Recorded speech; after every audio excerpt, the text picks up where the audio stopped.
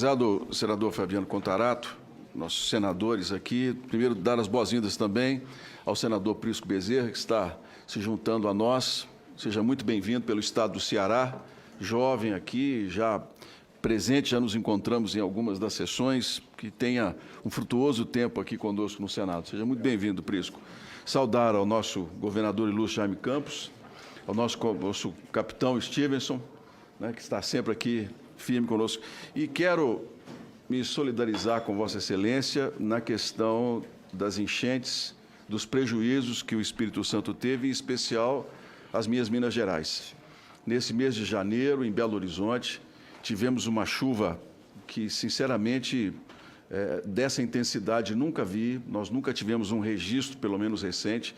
Tivemos uma enchente, uma grande chuva em Belo Horizonte, ainda quando menino, lá no ano de 75, quando me mudei para a capital, que pude observar, mas não tantos prejuízos como dessa vez.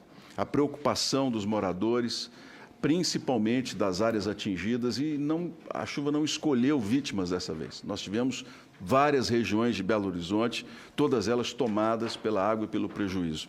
O prefeito Alexandre Calil, que é nosso companheiro do partido PSD, meu amigo, um trabalho incansável, pude acompanhar o prefeito Alexandre Calil junto ao COP, o Centro de Operações da Prefeitura, um trabalho de quase 20 horas diárias. Dar aqui também os parabéns, não posso deixar de citar as equipes da Defesa Civil do Estado de Minas Gerais, as equipes da Defesa Civil da Prefeitura de Belo Horizonte, aos bombeiros que têm feito um trabalho maravilhoso, sempre heróico, a Polícia Militar de Minas Gerais, a Guarda Municipal, que tem agido sempre na defesa da população.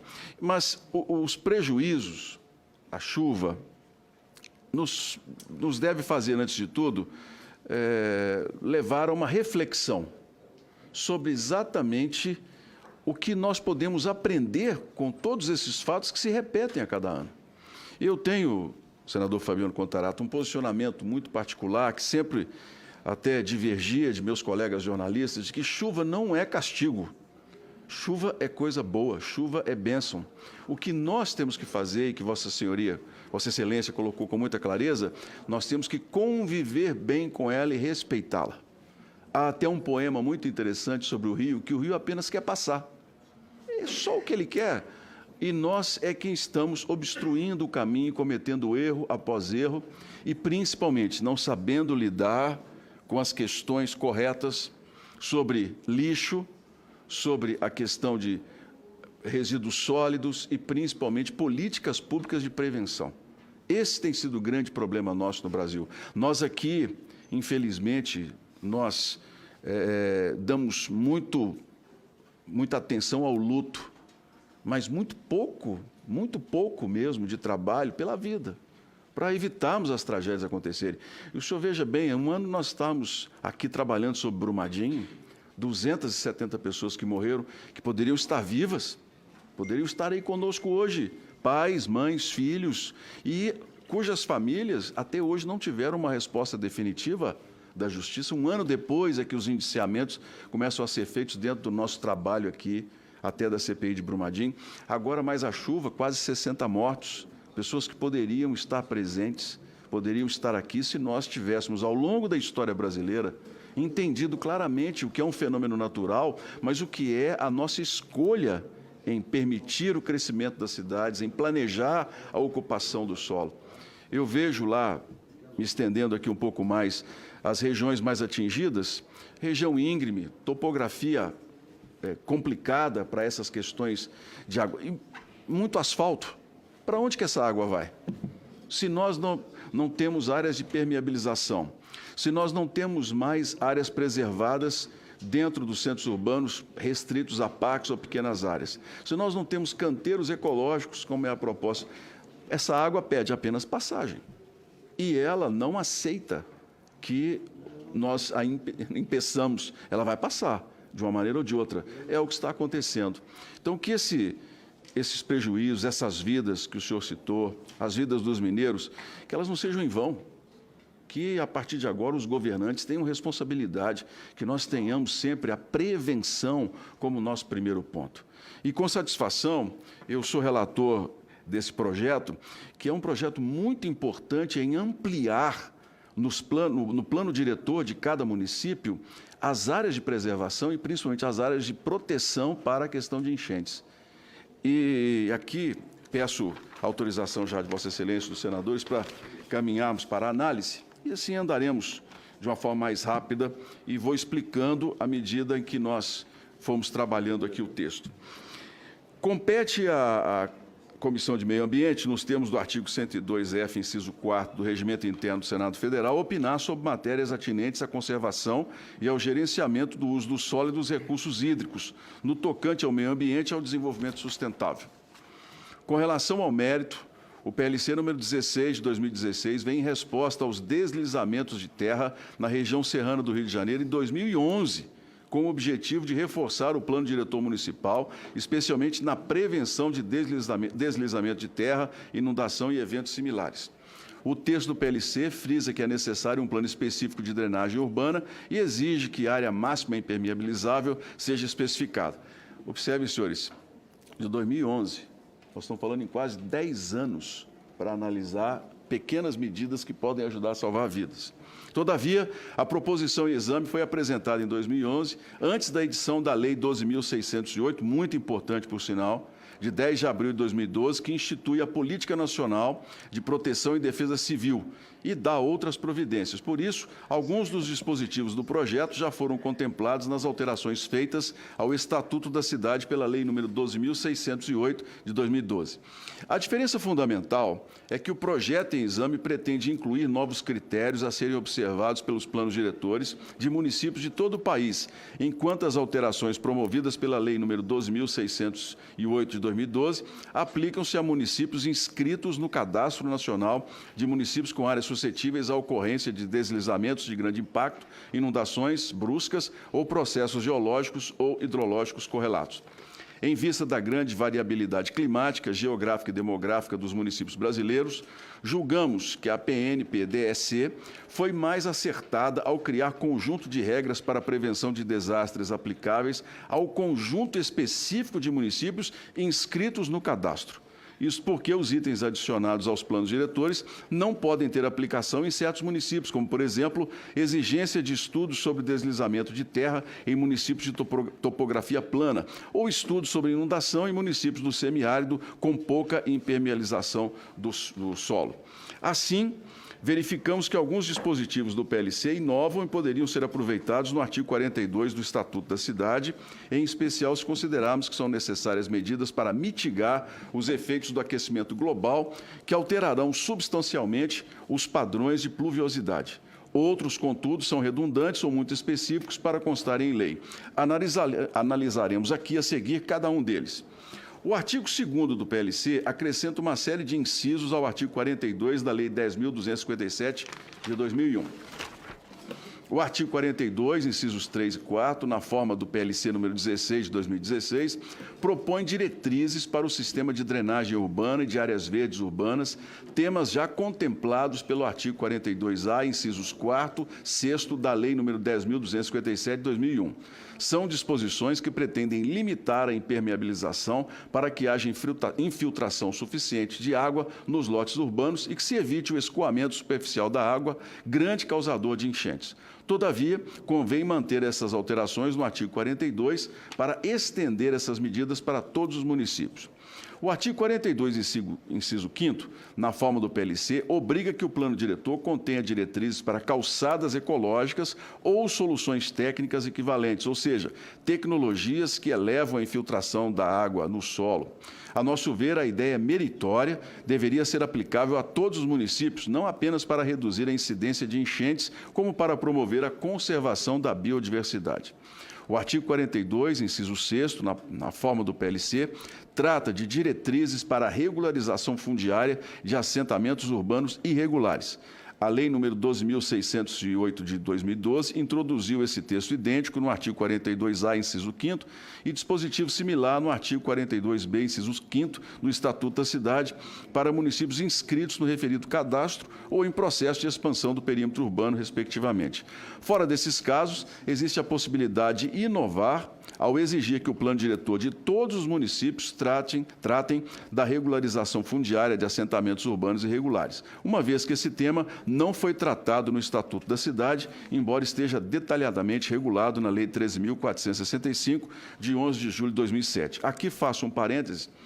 A regularização de assentamentos irregulares é uma necessidade, primeiro pela existência deles e a incapacidade do Estado, muitas vezes, de prover as políticas públicas de habitação para as famílias mais carentes e menor renda. Segundo, porque ao permitirmos que a Prefeitura possa fazer essa regularização, o plano diretor também incluirá essas áreas dentro das áreas respectivas de prevenção, no planejamento dos municípios para o orçamento de cada ano.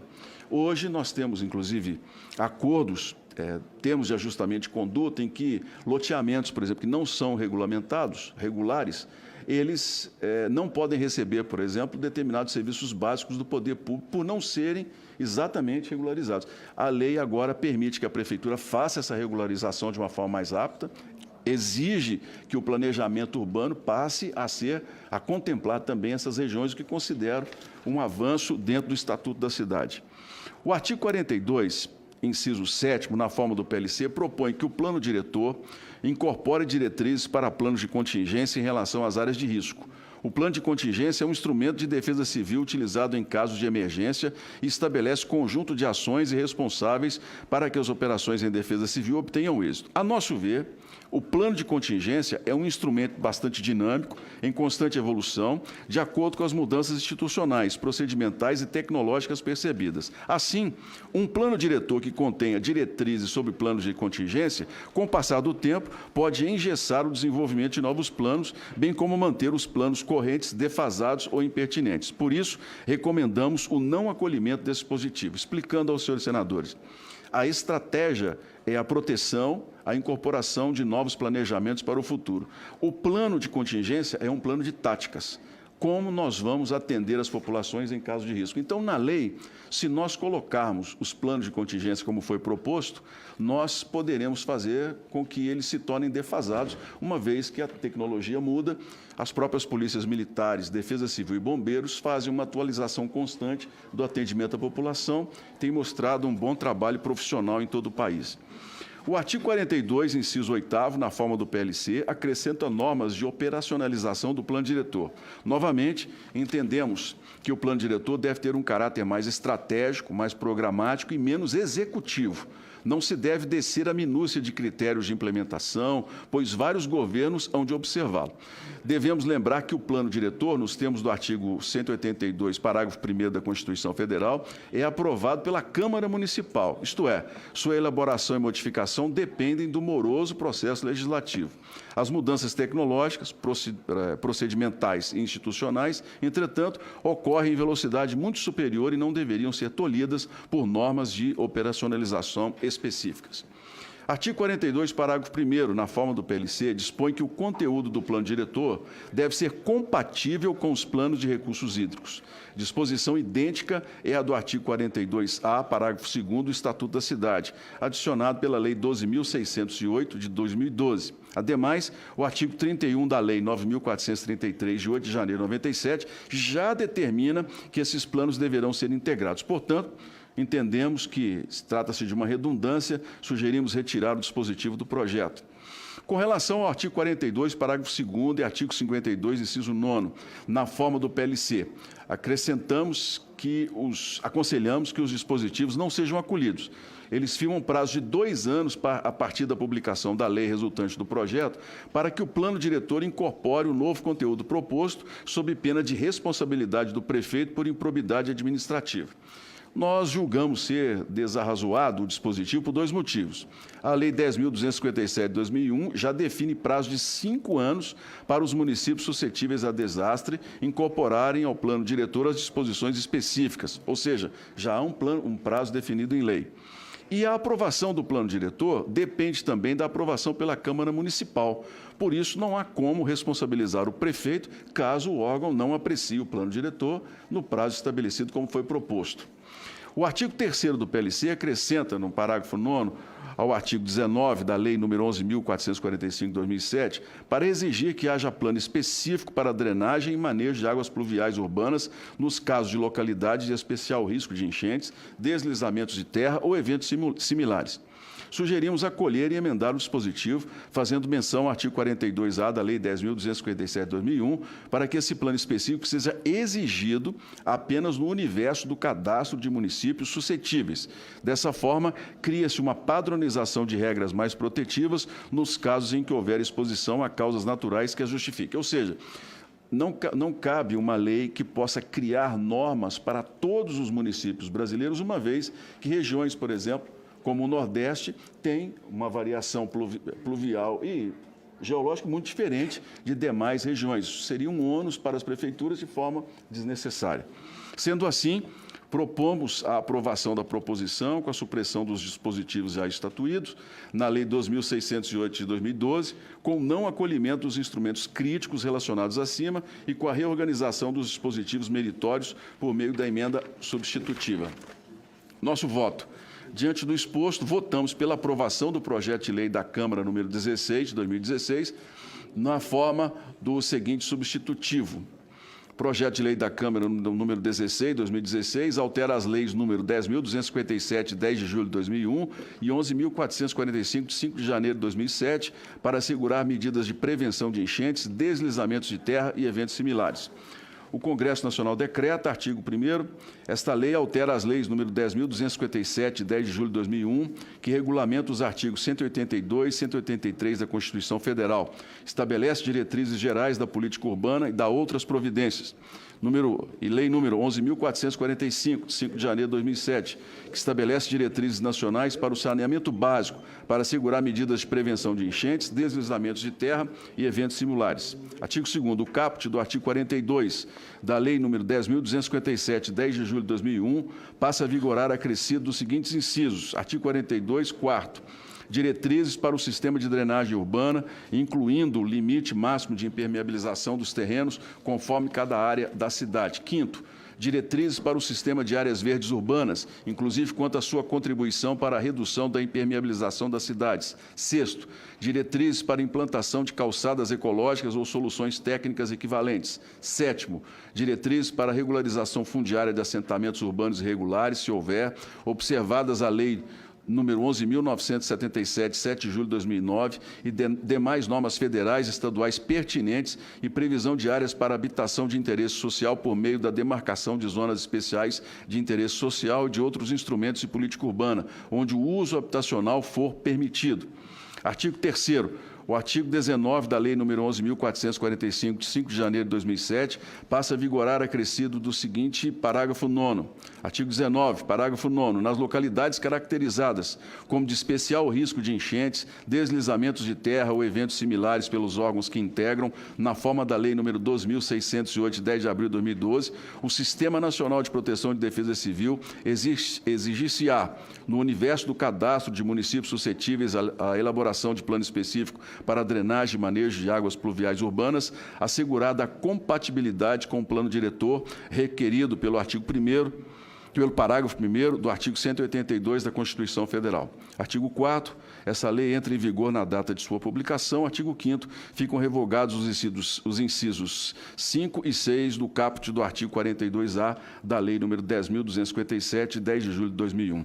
Esse é o nosso relatório, senhor presidente Fabiano Contarato. Obrigado, senador Carlos Viana. A matéria está em discussão. Não havendo mais quem queira discutir, encerra a discussão. A votação será simbólica. Em votação, o relatório apresentado. Senadores concordam, permaneçam como se encontram. Aprovado o relatório, que passa a constituir parecer da comissão favorável ao projeto de lei da Câmara 16/2016, na forma da emenda 1 CMA substitutiva. A matéria vai à Comissão de Desenvolvimento Regional e Turismo.